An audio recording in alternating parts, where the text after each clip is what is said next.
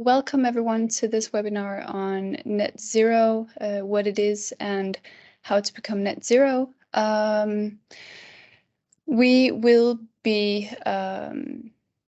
talking both to, or we will have presentations from both experts within the field as well as companies that, or a company that is just starting the journey towards becoming a net zero company today. And just to have a quick look at the agenda, I will start with an introduction both to the speakers today as well as to the subject of net zero and science-based target emissions. Following this, a representative from the CDP and the Science-Based Target Initiative will elaborate on the net zero framework and what this means. Finally, we will have a panel debate with one of my colleagues from CEMAsys, Maria Vuelva from ETIA, and then Kenza Taoufik from CDP and the Science-Based Target Initiative. So just to start out, I would like to introduce you to the participants in today's webinar. First of all, we have Kenza Taoufik, who is the European Regional Lead for CDP's Transition Accelerator team.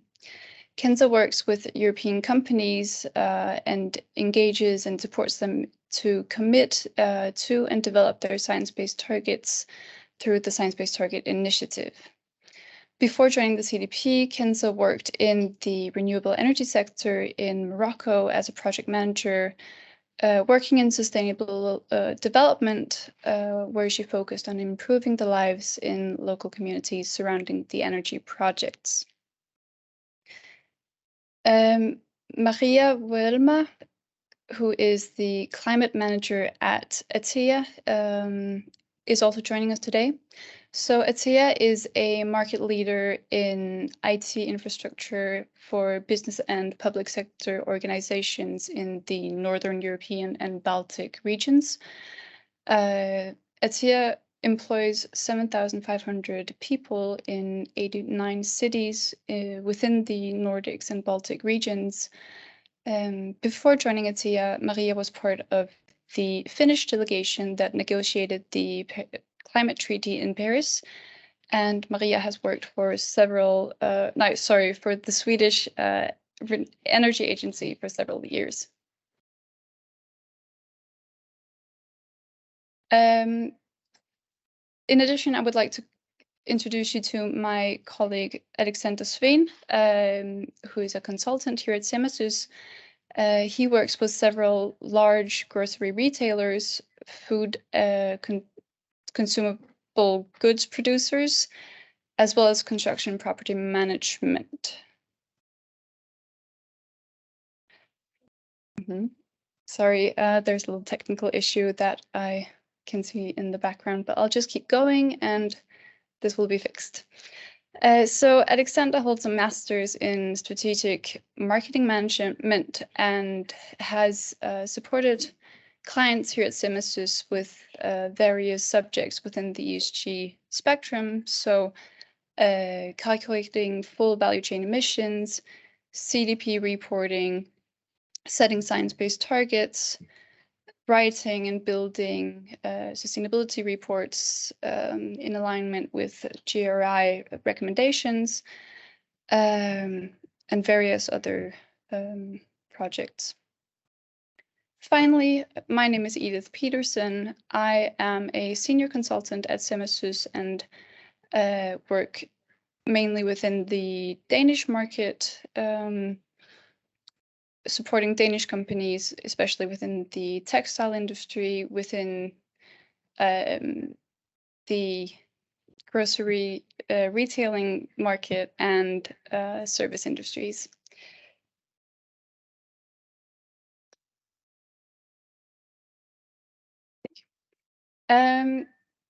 So just to shortly present the organization that's hosting today's webinar and the organization that both me and Aleksander represent. We're CEMAsys, a sustainability consultancy that works or that has headquarters in Norway. We work both with IT solutions and provide IT solutions to our clients. In addition to this, we have our sustainability team of consultants and specialists that enable our clients to pursue their ESG goals and sustainability goals. For instance, we help many clients with setting science-based targets through the Science-Based Target Initiative. So just to start off with a short introduction to what we will be talking about today. As mentioned, this is a webinar on the net zero agenda. So to start everything off, with the Paris Agreement, where governments came together and committed to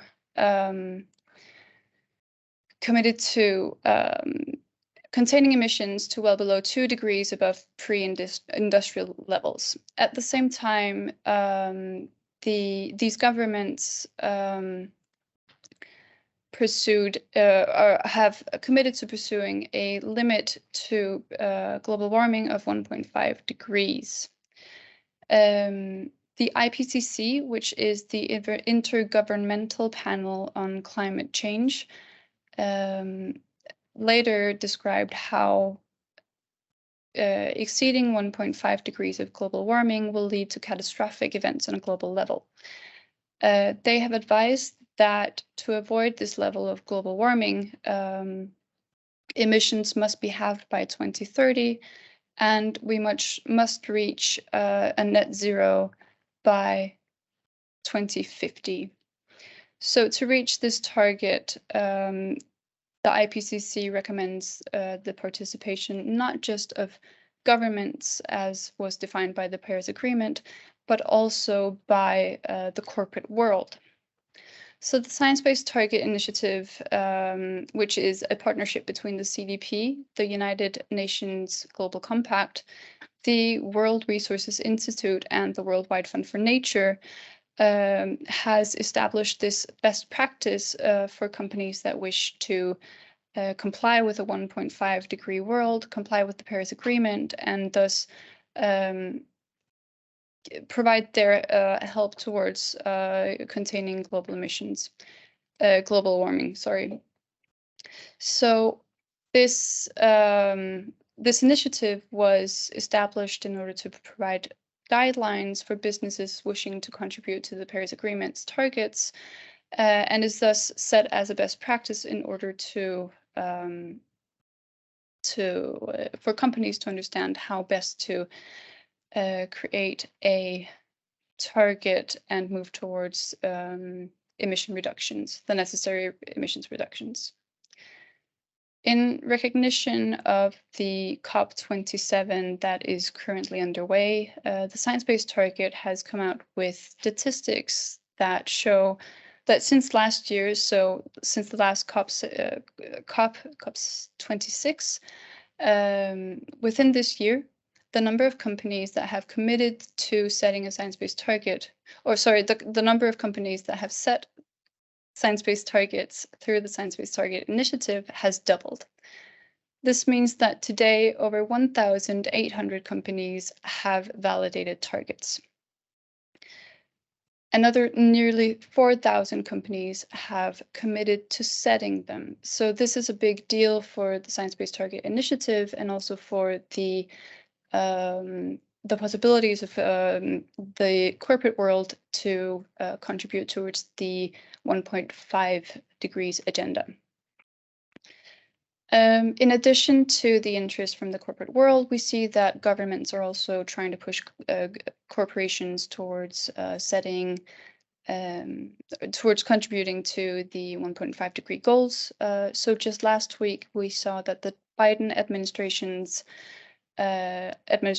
proposed this Federal Supplier Climate Risks and Resilience Rule, in which the US government will demand of their federal suppliers to report on their Scope 1, 2, and 3 emissions through the CDP, as well as to set emissions reduction targets through the Science-Based Target Initiative.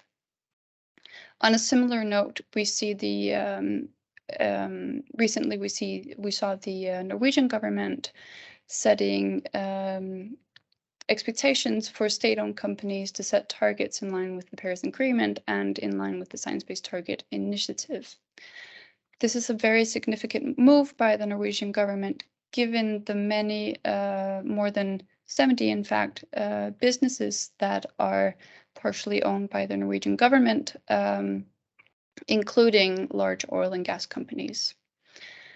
So these companies that have engaged with science-based target setting, that have committed to setting science-based targets, these government initiatives that will push even more companies to setting science-based targets.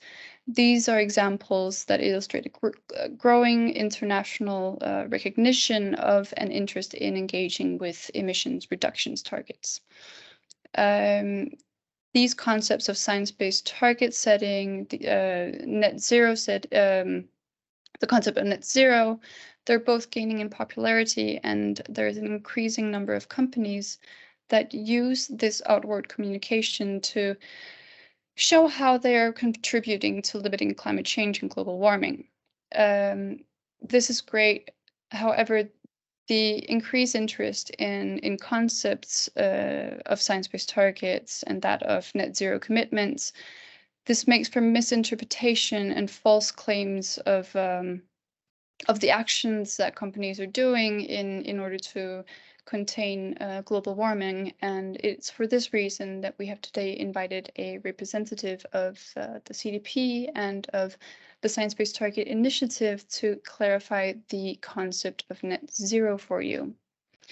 So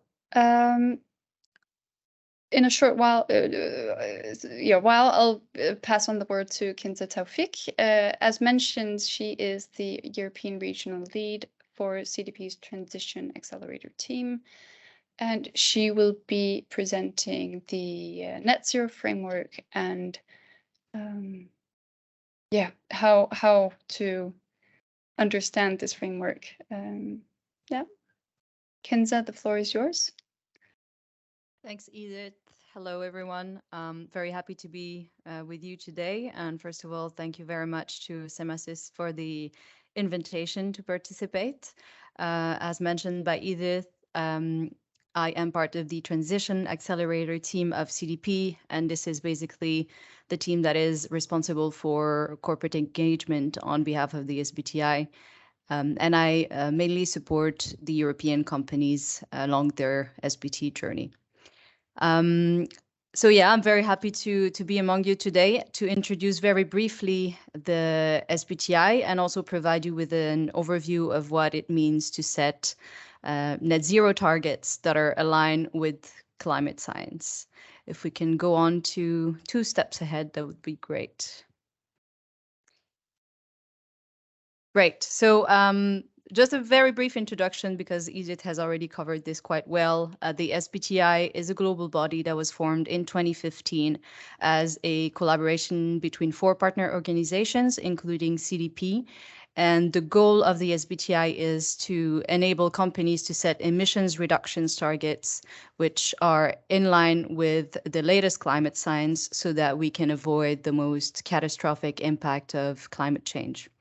And as you can see from this slide, the initiative has had very strong traction, with now more than 4,000 companies in total having joined the SBTi, and almost 1,500 companies with net zero commitments. Next slide, please. So what is a science-based target, or an SBT, as we call them? They are corporate emissions reductions targets, which are in line with the level of decarbonization which climate science says is needed to meet the goals of the Paris Agreement. So basically, SBTs help companies determine how much and how fast they need to reduce their emissions to limit warming to 1.5 degrees.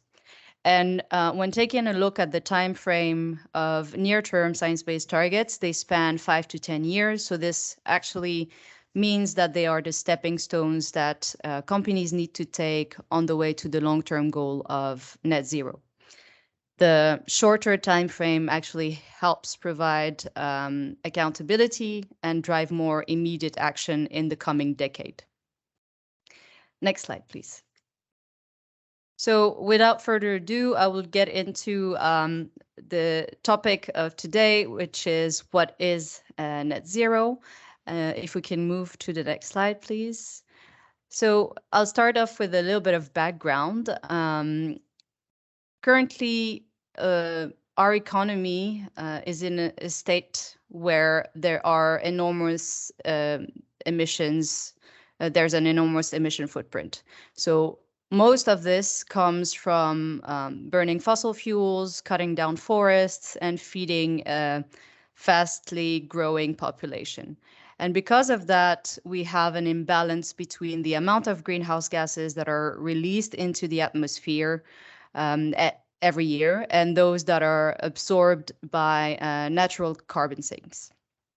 This results in a net accumulation of greenhouse gases in the atmosphere, which basically acts like a heat trapping blanket over the planet. And because of this, we are basically in the climate crisis that we are seeing today. And this is why we need to get to net zero. Next slide, please. So what we need to do to stop global warming is to reach a balance between the human-caused greenhouse gas emissions that we're emitting every year and the removals. When those two items are balanced, this is how we will be able to get to a state of net zero emissions. Next slide, please. So the first question is, why did the SBTi go through the process of developing the net zero standard? For about 2 years, the initiative worked on defining net zero as a concept and also developing the framework that would provide the necessary criteria and practical guidance to set net zero targets. And that's because there was no consistent global standard for companies to set net zero targets, despite the increasing number of companies that had announced their net zero pledges. So there was and still is a lot of divergence between the types of net zero targets that are announced in the corporate space. And for this reason, the SBTi released the first global net zero standard last year, which now provides the much needed clarity as well as credibility to net zero claims. And we know that there's a lot of confusion and accusations of greenwashing in the corporate net zero landscape. So this standard, as I mentioned, was launched last year in end of October. And since January of this year, companies are able to have their net zero targets validated by the initiative. If we can move on to the next slide. Thank you. So let's take a look at the net zero standard. There are 4 key elements that make up the standard framework. So the first element is to set near-term science-based target. This is what we all know as the regular science-based target that the SBTi has been validating for the last 5-6-ish years. They are 5 to 10 year greenhouse gas mitigation targets that are in line with 1.5 degree pathways. And here the SBTi added the term near term to make a distinction from the next element of this standard. And this second element is to set a long-term science-based target. So this was the purpose of the work of the initiative in order to help companies determine how much they need to reduce emissions to be in line with the global net zero scenarios that would limit global warming to 1.5 degrees. So these targets are, they need to be aligned with 1.5 degrees, and also they must be achieved no later than 2050. So most companies will be required to actually reduce emissions by 90% or more, depending on which sector they are from. Then we have beyond value chain mitigation as the third element. So this is not a requirement from the SBTi, but a strong recommendation. The initiative feels that companies in the transition to net zero should take action outside and beyond their science-based targets to mitigate emissions. So these would be investments outside of the value chain that would support society moving towards the global goal of net zero. They would come on top of the science-based targets and cannot replace the need for emissions reduction. So it is basically a new term that the SBTi is using instead of compensation. The last element of the standard is that companies have to neutralize any remaining emissions when they reach their long-term science-based target. So for most companies, the residual emissions will represent about 10%. And here on the diagram, at least in this example, you can see that the company does have residual emissions left by the time that they reach their long-term target, and they will have to balance the emissions that are left with permanent carbon removal and storage. And I will get back to points 3 and 4 a bit later in the presentation. Next slide, please. So when we set science-based targets under the net zero standard for both near-term and long-term targets, there are 4 key considerations to take into account. The first one is the time frame. So near-term science-based targets need to cover 5 to 10 years from the date of submission, whereas long-term targets will need to be achieved by 2050 the latest. There is an exception here, which is the power sector that has to reach the long-term target by 2040. The second element is the level of ambition. So basically what temperature we need to reach. For near-term targets, scope 1 and 2 need to be 1.5 degree aligned and scope 3 well below 2 degrees. For the long term, all scope need to be 1.5 degree aligned. The third consideration is the boundary criterion. So the boundary criterion. So basically the share of emissions that must be covered by the SBTi. So for near-term targets, a company must include 95% of their scope 1 and 2 emissions. And if scope 3 is 40% or more, the target must cover 67% of the scope 3. Sorry.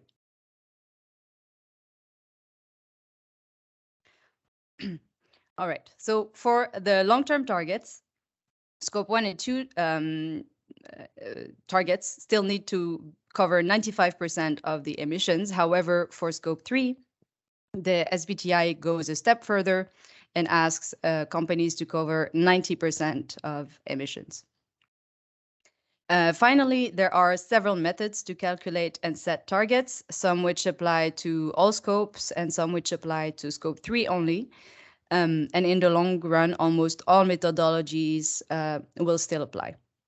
So I'll go into the next slide, which is scope 3, but I'll just take a break to have a sip of water before continuing.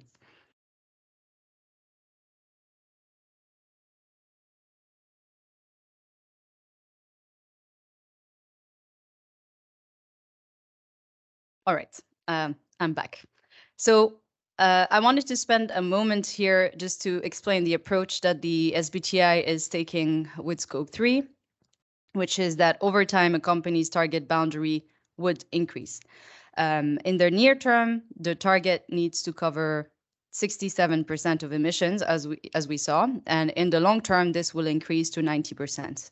So the reason for this is that throughout the development of the standard, it was clear that a comprehensive target was going to be necessary for companies to make any credible net zero claims. So companies do have to include the vast majority of their emissions. The SBTi does, however, recognize that there are challenges around scope 3, for example, data collection or changing supply chains or even calculation issues. So this approach is followed to give companies more time to work through the complexity of scope 3. Companies in the short term can focus on the most material emissions, and over time, they would look at entire value chain and also collaborate closely with both suppliers and customers in order to decarbonize. Next slide, please. So I'd like to go back to beyond value chain mitigation, which was the third element of the framework. And as mentioned, this is a recommendation from the SBTi to go above and beyond their science-based target to mitigate emissions outside of their value chain. So it's basically a new term for compensation. So I'll spend a few moments here explaining some of the terminology that is now used by the SBTi. The first term is mitigation, which is any human intervention to reduce emissions or enhance sinks of greenhouse gases. The second term is abatement. And these are measures that companies take to prevent, reduce, or eliminate sources of greenhouse gas emissions within their own value chain. So this type of action counts towards meeting a science-based target. Then we have beyond value chain mitigation, which is anything that a company could do to mitigate emissions that fall outside of its value chain. So this would include actions that avoid or reduce emissions, or also actions that permanently remove or store emissions. So the main difference between compensation and beyond value chain mitigation is that compensation did not include removals, whereas beyond value chain mitigation includes actions that avoid, remove, or reduce emissions. And finally, there is neutralization, so the last element of the standard. And it is when companies take measures to remove carbon from the atmosphere and permanently store that carbon with the aim of counterbalancing any emissions that remain when they reach their long-term target. Next slide, please. So when developing the standard, the SBTi had the mitigation hierarchy in mind. And basically, this means that companies should first and foremost focus on their climate targets, so abatement, or if you want to call it something else, emissions reductions within their own value chain. So the second element that companies should be focusing on is going beyond their value chain or their science-based targets. So to look at all of the actions that they could take to mitigate emissions outside of their own value chains.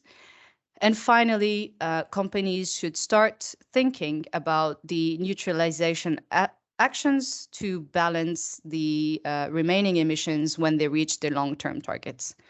Unfortunately, what has been common practice in the corporate space when it comes to net zero targets is that companies would focus purely on beyond value chain mitigation or offsets without thinking about abatement or neutralization.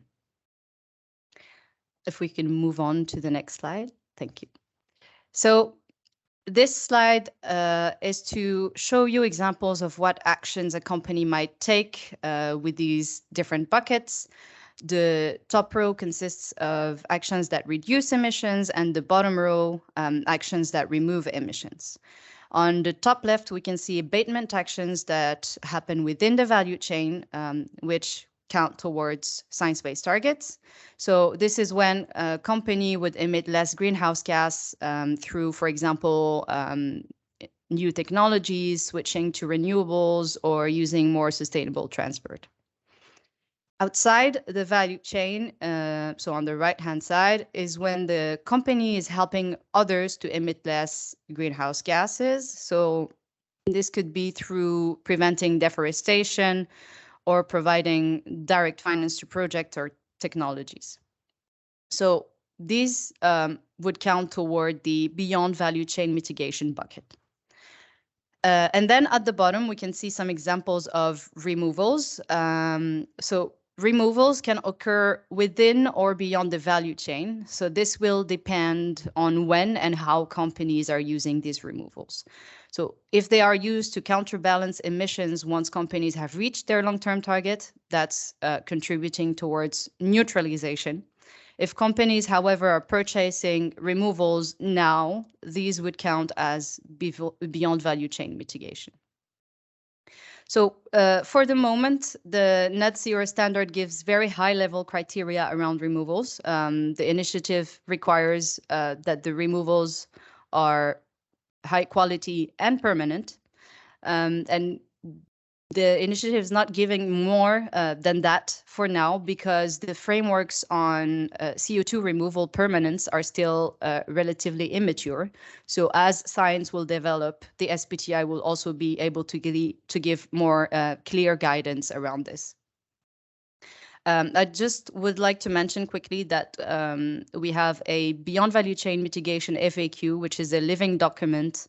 And this is where modifications will be brought as progress is made by science and also the research of the SBTi. Next slide, please. Yes, so this is just an overview of the multiple resources that were developed by the SBTi to assist companies in the net zero target development journey. There are 4 main resources that are all available on the website. Next slide, please. Yes, so to follow on from the standard, the SBTi has planned 3 projects to help tackle some of the challenges linked to net zero. The first project is Beyond Value Chain Mitigation that I have just mentioned. It's a fast evolving landscape, and the initiative will be continuing this work in order to provide more guidance on it. The second project is the Net Zero Value Chains project. This is trying to address some of the challenges around Scope 3. So the SBTi is currently in the early stages of developing this project, and it will look at temperature alignment, answering some of the key questions on value chain intervention, and also looking at new methods to drive value chain alignment. And finally, the last project is what we call the MRV project. So it will be a framework which aims to provide a standardized and more robust mechanism to track organizations' progress against the targets. Next slide, please. I just wanted to mention that as a company, you can easily search for existing commitments and approved targets, as this information is publicly available on the Companies Taking Action table on the SBTi website. You will also find plenty of other resources on the website if you'd like to learn more about the criteria, the science behind the target setting methodologies, and also in general terms, the urgency of taking ambitious action. And then moving on to the last slide. Yes, here I've also linked some of the important resources as well as an introduction course developed by the UNGC, both on SBTs, but also the net zero standard. And I invite you to check those resources out. Thanks very much for your attention, and looking forward to the panel discussion. Okay. Anyways, just to reintroduce you to the people that will be participating in the panel debate in a moment. We have my coworker Aleksander Sveen, who is a consultant at CEMAsys. Then we have Maria, who is the sustainability manager at ATEA, and finally Kenza, who you just heard from, will be participating in the panel debate. Now, just to get the conversation started, I would like to dive straight into the subject of net zero. As already has been discussed, there are many companies that are communicating that they're aiming to become net zero, and this is very, very good. However, we do see a rise in the problem of companies having different definitions of what net zero means, or don't really adjust themselves to what net zero is supposed to be. So just to start off the debate, I would like to ask why it is important to agree on a common definition and understanding of what net zero is. And Aleksander, I know that you would like to discuss this for a little bit. So the floor is yours. Absolutely, thank you. I think this is a really great question and a great thing to clarify early on. So we live in a world with constant information flow. Both true and fake information are swirling in our everyday life, as well as we see that companies are increasingly taking actions on reporting and mitigation actions within sustainability, both on the corporation side as well as from the government sides. As such, it is important for us to globally have an agreement on a common international terminology and a method to reduce our emissions according to the Paris Agreement. As Kenza briefly mentioned in her presentations, buzzwords like climate neutral, climate positive, carbon negative, etc., as well as allocations on greenwashing contributes to the confusion on how a company or a government have or haven't taken measures to reduce their emissions. Because of this tendency for a lack of knowledge of what carbon neutral is or climate positive, the framework of net zero is important so that we can increase the collective knowledge globally, and also by that having reducing greenwashing and misleading information. So by having a common definition of net zero and what it takes to reach net zero, not the least, we can level up the global knowledge on how to align our world with a 1.5 degree goal and take the action that is needed to transition whilst reducing greenwashing and clarifying the communication worldwide. So in conclusion, having this framework, having a clear definition and a common collective definition of what net zero is and what it takes to become net zero, companies can actually start to reduce their emissions as much as possible before compensating. So it's a clear line, it's a clear methodology on what it takes to become net zero. As such, we cannot, as a society, buy ourselves in those words out of the decarbonization and the transition into a low carbon economy and reducing emissions. We have to reduce our emissions as much as possible to mitigate the worst consequences of climate change, which is why it is important that we have this framework and a common definition of net zero and what it means.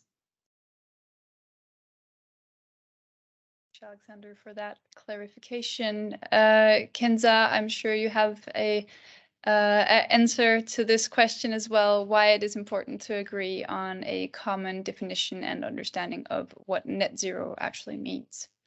So yeah. I'll let you answer that. Thanks, Edith. And I completely second what was said by Aleksander.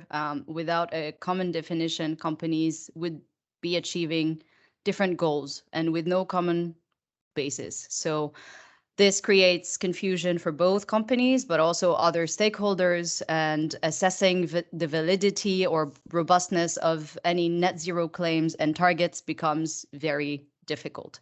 And this is exactly what was happening and is still happening.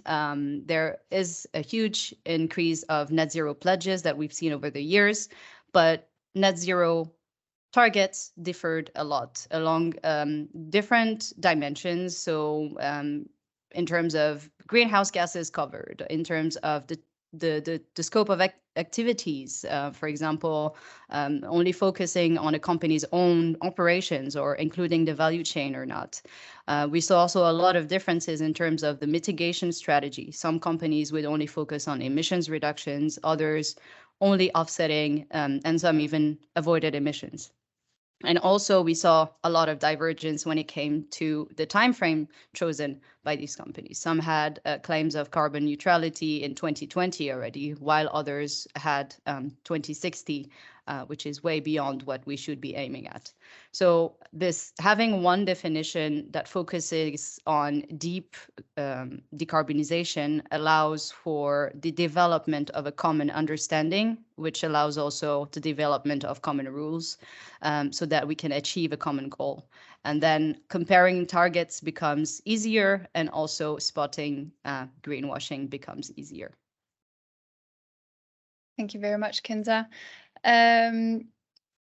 So I hear you saying that net zero is important, or it's important to have a common understanding of what net zero is, exactly because this is the only way that we will be able to set common goals, both for when it comes to net zero, but also for their science-based targets. So moving on to my next question, I would like to ask Aleksander what he sees, what kind of differences he sees working as a consultant in CEMAsys in helping companies set and commit to net zero targets versus short-term targets. This is a great question as well, and there are clear differences between the two. And I think that working across different sectors with large and small companies, there are some key differences, and there are also definitely individual differences as well. I think the main difference or challenge that we see in our work as a consultancy agency and sustainability experts is that companies strive to understand how they are to reach net zero, how to actually reduce their emission by at least 90%, which is a huge challenge for any company.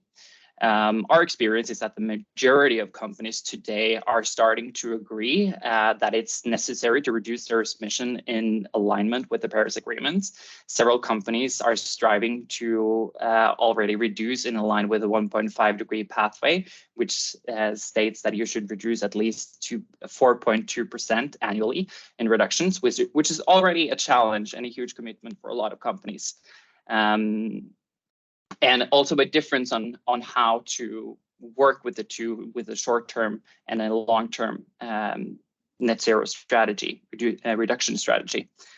And working on setting a long-term net zero goal, reducing emissions even further beyond the 4.2 annual reduction within 2050 or earlier is therefore a more ambitious target for most companies to set, because it challenges the company to allocate necessary resources, do more R&D to decarbonize their company's emissions, and transition into a low carbon economy for their company and for their emissions. I think that a lot of companies strive with the thought on how to actually reach goals, and I think that few of us actually know today how we as a global society are to reach the goals. However, that doesn't mean that we shouldn't commit, that we shouldn't set the goal and strive to reduce our emissions as much as possible, because the consequences of not taking the mitigation action and reducing our emissions and committing to net zero action is greater.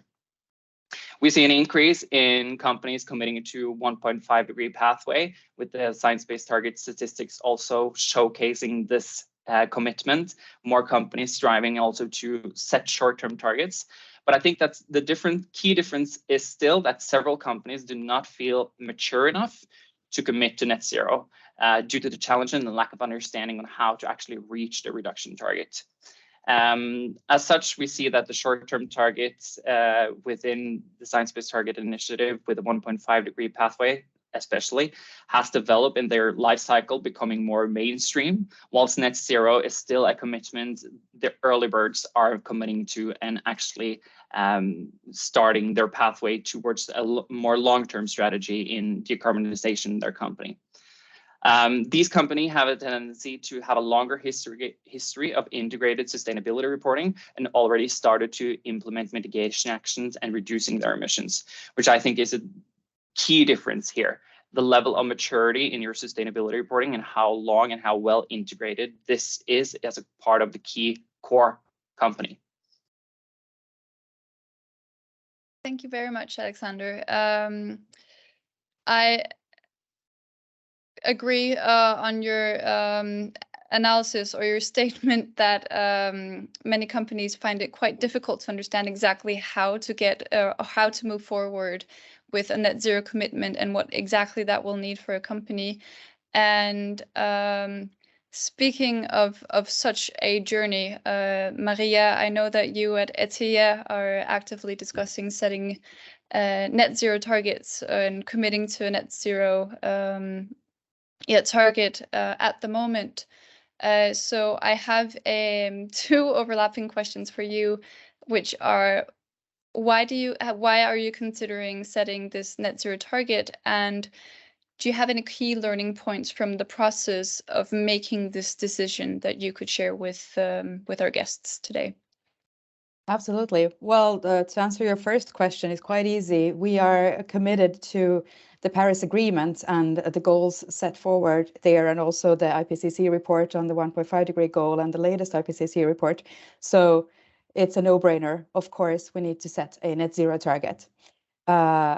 We have set a science-based target already in 2018. And if we would set a science-based target today, it would definitely be a net zero target, but it wasn't an option back then. Since then, we've actually updated our short-term targets as well. So we are committed to reducing by having both our scope 1 and 2 emissions, but also our scope 3 emissions until 2030. And that has been our main point, that we want to focus on the here and now and our own emissions in the short term, because that is the most important. So that's why we haven't really hurried with the net zero target, even though we have always said that we are committed, but we have been waiting for the guidance so that we will be able to set targets that are understood by others in the same way as well. So we're glad for the guidance that came in the beginning of this year. And as you said, we are in the process of now setting our net zero target. And I think, as Aleksander pointed out, what it boils down to is, I usually say that, well, scope 1 and 2 emissions, that's what we ourselves are the reason to. We, as an quite big IT reseller and a consultant, we don't produce anything ourselves. So our scope 1 and 2 emissions are from our company cars and from the data center infrastructure and offices that we have. And there, our strategy is clear. We're going towards electrification and renewable energy and energy efficiency. But scope 3 emissions, those actually show how your business model drives emissions in the value chain. And again, as an IT reseller, it is mainly the products that we put out on the market. So our transition plan, if you want to call it that, or main net zero challenge, is to develop our business model so that it doesn't drive that high emissions. And here we need to go towards circularity. In the short term, we have said that by 2030, we will take back one product for every product that we put on the market. That is our first step towards circularity. But then, of course, we need to increase the service business model that we have together, of course, with our partners that have also set as ambitious targets as we. Some of them have already set net zero targets as well. So yeah, that's our plan for reaching net zero, and we look forward to setting it and also publishing it soon. Very exciting. Just shortly, could you maybe mention some of the challenges that you expect to face through this work towards setting or towards becoming net zero? Perhaps some of the opportunities as well, but a bit of a brief answer, maybe. Well, of course, Thank you. The main challenge right now is that we are still living in a linear economy, and our whole society needs to change towards a circular economy. We are part of that society. So that is the main challenge. Right here and now, we have a technical challenge where we need to go from this 67% scope of scope 3 to 90%, and we need to find those numbers. And even though the CDP reporting in theory should be close linked to our financial reporting, sometimes we do present the numbers in a bit of a different way than they are asked for. So that is a very technical here and now challenge that we're working on. Yeah, opportunity, of course. I mean, we have always been a first mover setting our SBTi in 2018, and we look forward to continuing being that and also being the trusted partner that our customers know we are. So yeah, this helps us in that. Thank you very much, Maria. Aleksander, I see you nodding along to many of the points that Maria has been making about setting net zero targets, both the challenges and the opportunities behind this. And I know that you have experience with helping clients setting net zero targets. So I would love to hear some of your experience with other companies that are through or currently going through the same process. Just a brief answer to that. Thank you. Yeah, firstly, I want to second Maria's answer here on it's very interesting to hear how a company's scope 3 emission really demands actions that is beyond and looking more to the organizational level, how we are structured as a company, how we work as a company, becoming more circular. I think that's a real challenge for a lot of companies, and the challenge they haven't really taken in yet, and which they will take in when they see a complete scope 3 carbon accounting. My experience is threefolded when it comes to the challenges that companies meet when setting and working with a net zero target. The first is data, both data gathering and data quality. As Kenza addressed earlier, a complete scope 3 is demanding and challenging for a company, especially with a large global value chain. Scope 3 emissions are complex because it goes throughout your entire value chain, and it can be hard to influence and take necessary mitigation actions to reduce these emissions, and not to mention take in these emissions and actually calculate them, finding the data in your value chain. Second of all, I would also say that the leadership and board level integration on and commitment to actually reduce and measure the carbon accounting and taking sustainable mitigation actions is one of the key challenges when stepping up from a short-term target to a net zero target. And of course, with that, allocating necessary resources to actually do the work, because especially with scope 3 on a net zero level, you need to include at least 90% of your scope 3 emissions, which means that you need to map your entire scope 3 emissions on a detailed level, which demands resources due to the complexity and the time spent on data gathering. Thank you very much, Aleksander. Just as one of our last questions, Kenza, there has been some talk today about timelines for setting net zero targets.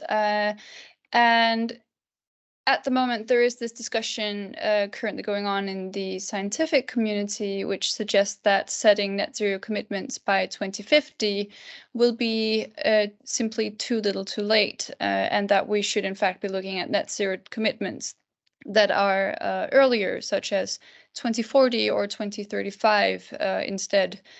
Do you have an opinion on this, and whether companies will be expected to reassess the date of their net zero commitments to an earlier date, or would you like to comment on this? Yes, Thank happy you. to. So first of all, the SBTi's guidance and criteria are based on recommendations of the IPCC. So and like the initiative updates their criteria where applicable every year. And while 2050 should be the latest year for net zero, we do encourage companies to reach the net zero target as early as possible. So and once they do that, they should maintain their net zero status after.